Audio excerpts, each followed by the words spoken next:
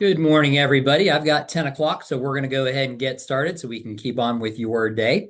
I want to thank you all for joining us today as we're going to be exploring the topic of life care. First, I would like to give a shout out to our associates here at Westminster Canterbury. For those of you that don't know, we had a snow/ice storm here over the weekend. Those of you that are local know that. We had quite a few of our staff members that spent the weekend here overnight. We would keep them warm, keep them fed, but they worked round the clock so that we could keep our residents safe and warm and well. So just again, want to give them a big shout out. So thank you for all their help. So today we're going to be talking about life care. We're glad to be take this opportunity to be a resource for you as we navigate your options in the senior living industry and what's available to you. Our main topic today will be life care, but we'll also cover more of the broad topic of continuing care retirement communities, which will help to provide a greater understanding of options that are actually available to you. So feel free to type in questions that you may have in the Q&A session at the bottom, and we'll address those at the end. We're going to turn off our videos now so that you can devote your attention to our presentation. And so we will get started.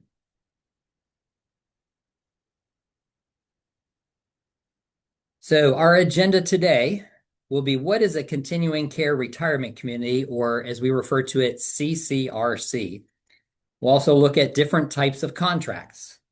We'll discuss what is life care and how does it differ from other financial options.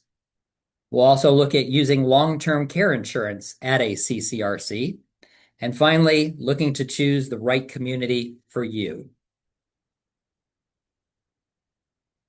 So many of you that are joining us today are thinking about your plan for the future and starting to look into continuing care retirement communities, or CCRCs. As you are doing your research, I'm sure you've noticed that you see this abbreviation is often used. It's also less of a mouthful. Several years ago, the industry started a rebranding campaign to change the name from Continuing Care Retirement Community to Life Plan Community. So you may also see these terms used interchangeably. For our purposes, we're going to stick with CCRC. A CCRC is a senior living option that provides a continuum of care. It will provide independent living and healthcare services. One main reason that you have started looking into CCRCs may be because, although you love your home, you have realized that your home cannot provide what a CCRC provides, and that's care support. Care services provided may vary with each community. For instance, some communities may not have all of the levels of care. So it's important to determine that from the very beginning. Ask each community if assisted living, memory care, physical therapy, skilled rehab, and long-term skilled nursing care are all provided. The last thing you want to do is have to look for a new place to live when you need additional care. You may also ask if there are any additional medical conditions or diagnosis that they cannot accommodate. Another question to ask is whether all of the care is provided on their campus. Some communities have off-site locations or community partners who provide certain care levels in another location. This is an important consideration, as that type of arrangement can hinder important relationships and can be particularly difficult for spouses or partners who may have to drive across town to visit one another. Another consideration is whether healthcare support is guaranteed for residents, or whether residents are given priority access, but no guarantee. Again, very important to know. If a community cannot guarantee care, you should ask what accommodations are made for a resident in the event that there is no availability when it's needed. CCRCs can fall into one of the three categories you see here. A community is defined by the type of contract they offer. I'll touch on each one briefly and then go into depth afterwards. A Type A community offers a life care model. It may also be called extensive model. Remember a moment ago that we talked about how CCRCs are sometimes referred to as life plan communities? This is where it can get a little confusing. Lifecare is a type of life plan community, but there are other types of life plan communities that do not offer a life care contract. So be sure you understand that distinction. That's why I've included life plan in the title on this slide. All three contract types are life plan contracts. The second category is Type B, modified. And the third type is Type C, fee for service. Now we'll talk about each type of contract in more depth, beginning with the Type A contract, life care or extensive contract. WCBR, Westminster Canterbury, offers this type of contract. With a Type A life care contract, a resident's health care support is all-inclusive. This means that the monthly fee does not go up as the care level increases. It is always attached to a resident's independent living apartment or cottage. For a couple, this means that you are still paying the same monthly fee, even though one of you may still be living in independent living and the spouse or partner is living in a higher level of care. Or if you are both receiving a higher level of care in the future, the monthly fee does not change as well. The only increase that would apply would be an annual cost of living increase, but no change in monthly fees for added care. Also, a life care resident is guaranteed access to all levels of care whenever they might need it, whether it is for temporary care or for a permanent care level change. A Type A life care contract involves an entrance fee and monthly fees. The entrance fee is a one-time fee paid when you become a resident. A portion of both the entrance fee and monthly fees include prepaid medical expenses. As a result, residents at this type of CCRC may see a tax benefit because prepaid medical expenses can be tax deductible depending upon an individual's financial situation. This tax benefit would begin the very first year as a resident.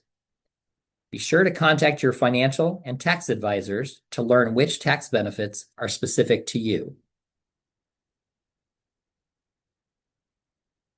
The next type of CCRC contract is a Type B or modified contract. Under the modified contract, healthcare support is not all-inclusive. Healthcare support is provided at an additional cost. In some cases, a modified contract may include a reduced or discounted entrance fee in exchange for additional charges at a higher level of care. This may be of benefit to individuals who have long-term care insurance policies that would provide benefits for healthcare support. It would be very important to ensure that the benefits would cover any potential care. Otherwise, a resident could be responsible for a substantial amount of additional out-of-pocket expenses that may not be reimbursable. We'll talk more about long-term care insurance a little bit later on. If you're considering a community with a modified contract, be sure to ask for the schedule of fees so that you will know what the potential out-of-pocket expenses could be for the different levels of care. Keep in mind that these fees will adjust annually to market rate. Some long-term care insurance policies have a cap on the benefit amount that would need to be carefully understood and considered before choosing this type of CCRC contract option.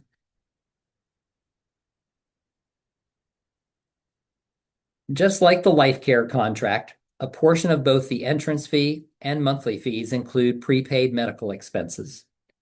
As a result, residents at this type of CCRC may also see a tax benefit because prepaid medical expenses can be tax deductible depending on an individual's financial situation.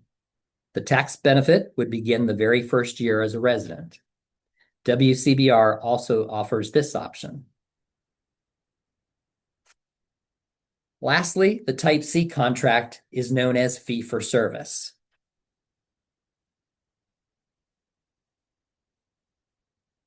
At this type of CCRC, all healthcare support is provided at an additional cost.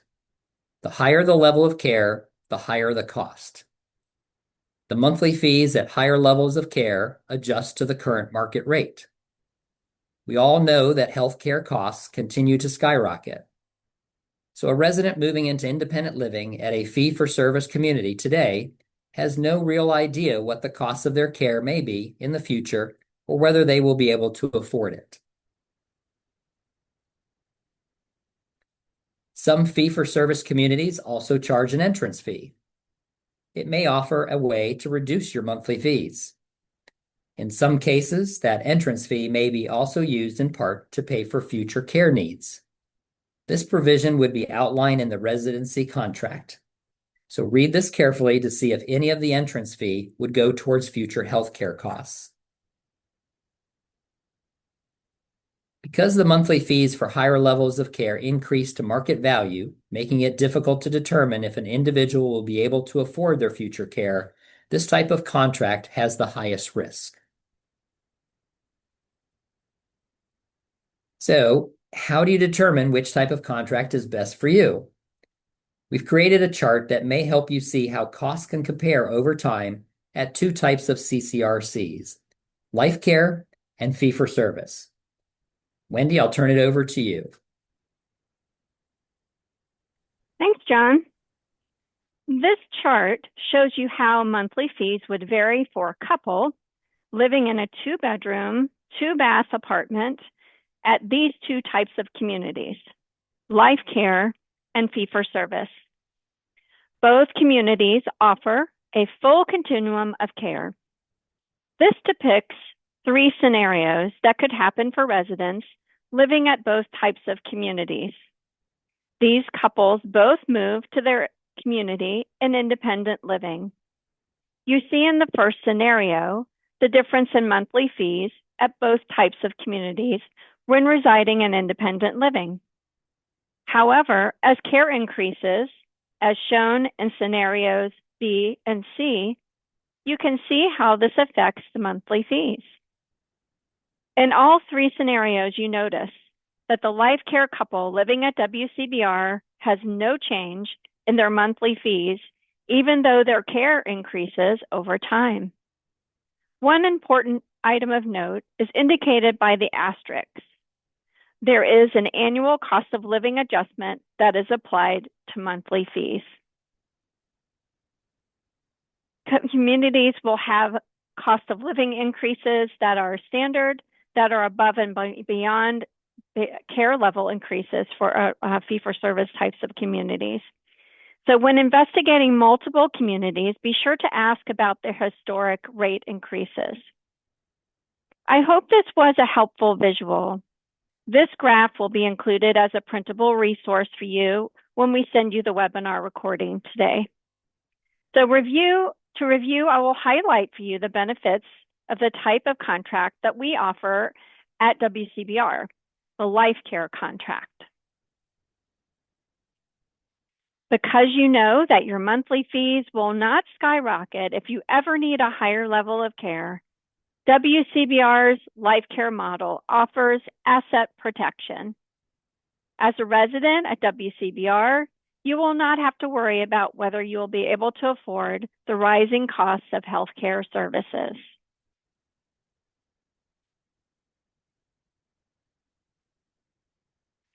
As noted previously, there can also be tax benefits when choosing a Lifecare community. In our model, you're prepaying for future healthcare needs in today's dollars. So a portion of your entrance fee and a portion of your monthly fees may be realized as a tax benefit beginning the first year as a resident. In our brochure packet, we always include a copy of the letter to residents that is prepared by our CFO every December. It notifies residents how much of the entrance fee and monthly fees are considered prepaid medical expenses. If applicable to your particular financial situation, these amounts may be tax deductible. John and I would be happy to give you a copy of the most recent letter so that you can discuss this with your tax or financial advisor.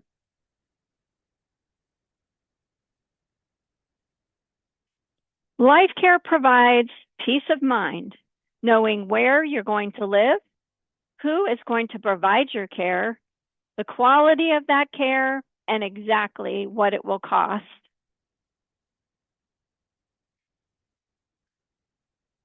A Lifecare community also enhances an active and vibrant lifestyle. It helps you to remain independent longer and have more time to do the things that you love most. We've talked a lot about monthly fees in regards to what they may or may not include for healthcare needs based on the type of contract. But now I'd like to talk about what else is included in the monthly fees if you're a resident at WCBR. The right side of the screen shows you a cost comparison sheet that we provide. We will include this form as a printable attachment when we send you the recording of this webinar. You can use this tool to compare what you're paying now to how that would change once you are a resident at WCBR. Many people don't think about the expenses that will go away that you're paying for extra now. Things like gym membership, housekeeping services, home maintenance, and lawn maintenance. So this tool will help you to see that more clearly. One additional item in regards to costs that we briefly touched on earlier in this program, in the presentation, is long-term care insurance. These are questions that John and I get on a regular basis. If you have long-term care insurance, maybe you have wondered about some of these too. As we mentioned earlier, these policies can in fact be used, but your benefits would not come to you until you were receiving some type of healthcare support. We have full-time social workers that assist our residents with the documentation needed to file for reimbursement of benefits. The benefits provided are dependent on what is outlined in your particular policy. Questions to ask your insurance provider are, do I have an exclusion period or elimination period? If so, how long is it? What is my benefit amount? Some offer a per diem benefit and others a monthly benefit. Another good question is, what is not covered by my policy? Or can my benefits be transferred to my spouse or partner, or if he or she requires care and I do not? Many people have had their premiums increase quite a lot since they bought their policy. We are often asked whether a policy should be kept or dropped, and that is a question for your financial planner. Often people will bring our fees and their insurance policy to their financial planner and ask their advice. We are happy to talk to your financial planner if they have any additional questions regarding our fees and what we cover. Some financial planners are not familiar with the Lifecare financial model, so we would be happy to provide them with that additional information. And if you would like a recommendation for someone to review your long-term care policy, please let us know. We do have resources that we can provide you. Here's a summary regarding long-term care insurance and CCRCs. First, you should refer to your particular policy and find out what is covered, because benefits provided for long-term care depend upon your specific policy. For instance, some policies may have a provision for home care, while others do not. Some provide a per diem reimbursement, and others a lump sum benefit. It's also good to learn specifics like elimination periods or exclusion periods. How many days of your care will be considered uncovered and include out-of-pocket expenses? And a very important thing to consider is that your long-term care policy will help you pay for care, but it does not provide the where or the who. By choosing to move to a CCRC like WCBR, you are putting that part of your plan in place, so you won't ever have to worry about that. If you don't move to a CCRC, When you do have care needs, you will have to choose from only the available options, and you may not like any of them. If any of you have gone through with a loved one, you know what that's like. Choosing a community is an important decision. It's an investment in your future. Here are some suggestions for you to choose the community that's right for you. Request a brochure with pricing. Ask for a copy of the contract or agreement. Schedule a visit. Join the waiting list. And find out about qualifications like medical and financial qualifications. And now, John and I would like to introduce you to two special guests, and they're going to be turning on their videos and audios. Two of our residents that have joined us recently at our community want to share with you their experience, and they will be available afterwards as we take questions to answer any questions that you might have from them. So introducing Margaret Brandis and Dick Hallowell. Good morning, and thank you for joining us. And one of you start and just take it away and share your WCBR story. Thank you, Wendy and John. Very happy to be with you today. I had the privilege of observing aging well my grandmother, starting with my grandmother, who was in a Lifecare retirement community, and my parents and aunt and uncle also followed when it was their time. And because of that example, I saw firsthand the benefits and the incredible quality of life that you have, extension of life, and enjoyment of life. And so when it was time for us to start thinking about the same type of situation, we started looking at life care communities in our area. We must have visited about 5 or 6, all quite nice, but Westminster Canterbury with Blue Ridge really stuck out when we visited. And 3 things came to my mind immediately. The first thing that really struck me was the campus, the beautiful grounds, the walking trails. You've maybe caught sight of a picture of a piece of a gazebo by a pond.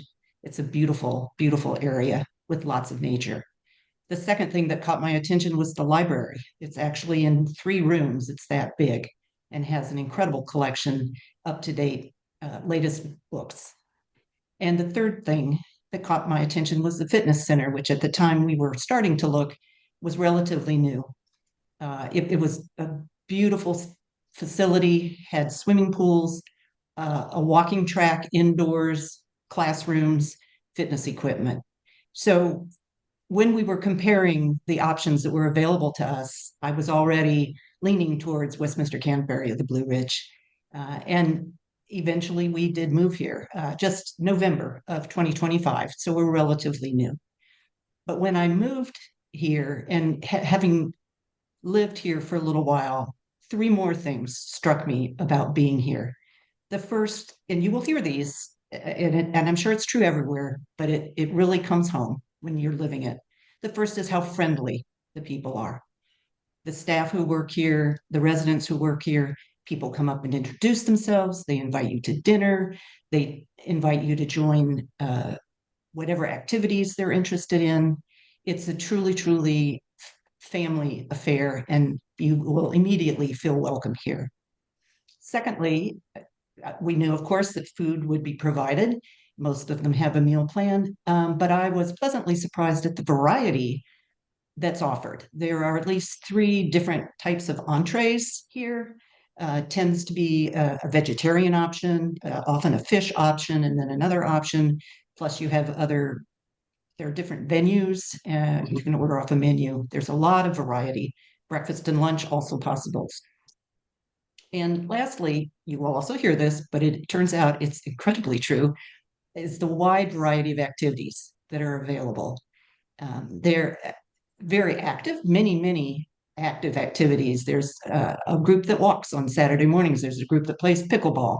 There's ping pong is quite an active thing. You can find as much activity, physical activity, as you want, and that includes classes at the fitness center and working with the equipment and the committees, the clubs, the groups, the residents helping residents. There's a huge variety of options that will fit probably anybody's desire. And as John mentioned, we are still kind of in the throes of a storm and a snowstorm and an ice storm. And my husband Dick is going to talk about what that was like living through that. Okay, first of all, I want to apologize. I don't have any nice screens for you to look at like Wendy and John did. You just have to look at me and Margaret. Margaret's okay. You might want to look away from me. We did have an ice storm last weekend, and that was one of the benefits of living here. We saw how hard the staff worked, particularly in clearing the sidewalks. We have a dog, Cavalier King Charles Spaniel named Cosmo, who we normally walk 5 times a day. Margaret takes him on a long walk, and I take him on 4 short walks. We're going out in an ice storm with ice on the sidewalks, and it was very icy. It was a little treacherous. And I saw these guys out there with shovels, cracking the ice, putting down salt. They worked really, really hard to make it safe for us. And it wasn't just a one-time thing. It was kind of a continuous thing that they had to do. And that worked out really, really well. Another thing I wanted to mention is that we do have available, WCBR makes transportation available. I am approaching the point where I probably will not be driving very much. Margaret thinks I've already reached that point. But I do have doctor's appointments and grocery store trips. WCBR provides transportation for those things, and you can get them individually if you go into a doctor's appointment, and they'll take you and they'll come back and pick you up if you want. So that is very helpful. Margaret also mentioned the friendliness of the people. The residents here are extremely friendly. I'm not as outgoing as Margaret is. So I tend to stay back a little bit, but the people have made me feel very, very comfortable here. But so have the staff. They are particularly not only hardworking, but particularly friendly. Everyone says hello. How are you? How are you doing? The one thing that I do want to mention, the people that I have met and the staff that I have met all love being here. And we pretty much like it too. We're just getting used to it, but it's the fact that not only the residents, but the staff themselves like being here. We have a housekeeper who comes once a week. She has to drive an hour to get here, and she's worked here for years. Why? Because she likes it. She likes the people that she's working with. She likes the residents who are here. So that gives you an idea of how friendly it is. Not only the residents, but the staff themselves enjoy working here. So keep that in mind. That's all I have to say. Thank you. I agree. Thanks, Dick. Yep. And thank you, Margaret. Thanks for sharing your thoughts with us and for your honesty as well. Anytime we move to a different place, there's an adjustment period, absolutely. And so you're going to settle right in just fine. And we appreciate you doing this too, having, moved in fairly recently. Most people are like, oh, wow, I need some time. So thank you. We appreciate it. We're going to open up the Q&A now for questions from everybody who's watching. And I have a question right now, but before we launch into that, Margaret and Dick, if you can stay on because questions might come in for you. So be ready for that. I'll let you know if we do. So right now, just one question, and it's regarding insurance, Medicare and insurance, and how that fits with the broader healthcare picture. John, can you share about that? Yeah. So one, we do require folks to have both Medicare and supplemental insurance when they move in. So that's something that we're looking for. That's going to be taking care of most of the things that are off of our campus. So if you're going to have a knee or hip replaced, then go either across the street to Centera or UVA Hospital. You're going to need insurance for that purposes. When you come back to our campus, if it's a Medicare approved stay, then we are able to bill Medicare. I'm not sure of the exact number of days, et cetera. That will help defray our costs, but your monthly fees don't change at all. So again, it's more, there are folks that live locally, and Dick and Margaret, you might address, did you change? I'll let everybody know you moved here from Northern Virginia. So when you moved here, you were not living at Westminster Canterbury immediately, but you may have thought of joining Dr. Murray's practice, which is here on campus. So again, we're able to take care of folks, but the monthly fee is not tied to Medicare. Even if you were at the hospital and had a non-Medicare approved stay, a one-night stay, your monthly fee is going to stay exactly the same, and there's no additional charge. Margaret and Dick, what did you all do with your doctors? Well, I'm still working, so we are covered under my employer's insurance at the moment. But it was a little bit of a challenge to find a doctor who was available. When you switch doctors, there's a bit of groundwork you have to do to find someone who's taking new patients. And we are in the process, we'll be in the process of applying for Medicare and the supplemental and the prescription drug. That's coming up very soon. Yeah, that's one of the beauties of being a resident here at Westminster Canterbury, is that you can have a doctor, like a real doctor, be your primary physician. Dr. Murray, Dr. Cahill are their only practices here on our campus. And so that's a huge benefit. I've yet to find a primary doctor, and I've lived here almost 7 years. And so thankfully, I have a whole lot of major things going on, but I can see a nurse practitioner, but it's really hard. It's really hard to find it. So I think that's such a wonderful benefit, and they're just exceptional doctors. And I hear over and over again about what just kind and considerate and thoughtful human beings they are. So they've got the bedside manner and the talent going for them, which is rare, I think. All right, here's another question from Bruce. Hi, Bruce. Do you have any updates for the Ready Now applicants? No, we don't. And pardon me, if you're not familiar with Ready Now, it's one of our waiting lists. We will be sending out another email when we do have something to share. Today, if we could just keep our questions to Lifecare and CCRCs, that would be great, because we could go down lots of different ways. Hi, Errol. Can you have additional assistance while independent living before formal assisted living is required? Do you provide this for a fee or have a list of potential providers? John, you want to take that? Got it. Great question. So when folks move in, and Dick and Margaret, you might address this when I'm done. Every independent living resident, when they first move in, will go through a medical qualification. You need to be able to take care of your own needs.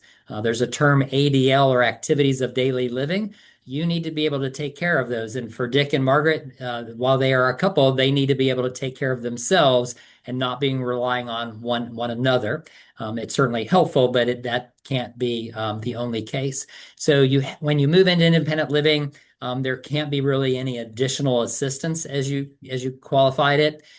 After you've moved in, our goal is that you live as independent as possible for as long as possible, especially for folks who have long-term care policies, which Wendy was talking about. They can help provide more companionship than medical care in your home. but our staff will not be going to your independent living home to put on your shoes and socks, to fill your pill boxes, to administer medication. That is no longer independent living. Your policy might reimburse you for equipment like a motorized scooter to help with your mobility, but you still need to be able to take care of those daily needs. When the time comes, we do have resources from local community organizations that can help with that companionship. It might be running errands, it could be doing laundry, but it shouldn't really be medical. It should be more companionship. And our goal is to help you, again, live in independent living as long as possible. We talked a little bit about the financial situation. It actually costs us more when you move into assisted living. It does not cost you anymore. So other communities that are fee for service, they may not mind you moving along that continuum faster, because then they're going to generate more revenue. So Dick and Margaret, any thoughts on that topic? No. Okay. We're so far so good we did for us. have it. We did have an interview when we first came in individually. Margaret had one and I had one. Margaret did better than I did, so I think they just kind of took me along. But the other thing, not only did they interview Margaret and myself, but they interviewed our dog Cosmo, which we thought was kind of funny. But there's a reason for that. They want to have dogs. If dogs come here, they want to be certain that they're not too aggressive. Cosmo is as timid as you would find. So other than that, you want our pet neighbors to be good neighbors too. Well, thank you. Well, that's the end of our questions for today.